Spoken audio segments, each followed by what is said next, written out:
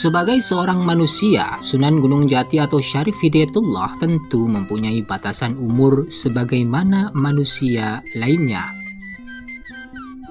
Apabila seseorang telah mencapai batas umur yang diberikan oleh Tuhan, maka wafatlah manusia tersebut. Riwayat mengenai wafatnya Sunan Gunung Jati tercatat dalam beberapa catatan. Menurut History of Java, Sunan Gunung Jati wafat pada tahun 1428 Saka atau bertepatan dengan tahun 1509 Masehi. Catatan mengenai tahun kewafatan Sunan Gunung Jati dalam History of Java jelas tidak dapat diterima. Sebab dalam catatan yang lainnya, sebagaimana tercatat dalam naskah Carita Parahyangan bahwa pada tahun 1530 Masehi, disebutkan Sunan Gunung Jati menandatangani perjanjian damai dengan Prabu Surawisesa yang kala itu menjabat sebagai raja di kerajaan Pajajaran.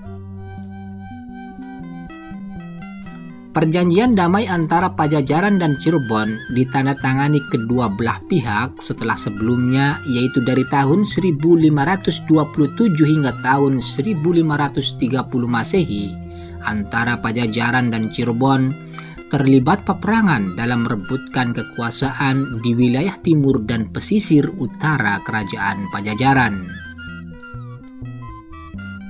Menurut Negara Kertabumi dan Carita Purwaka Carubanagari, Sunan Gunung Jati wafat pada tanggal 11 Kresnapaksa bulan Badramasa tahun 1490 Saka atau bertepatan dengan 19 September tahun 1568 Masehi. Kala itu, Sunan Gunung Jati berusia 120 tahun. Mengenai lokasi dan kisah kewafatan Sunan Gunung Jati juga dibahas dalam naskah Mertasinga.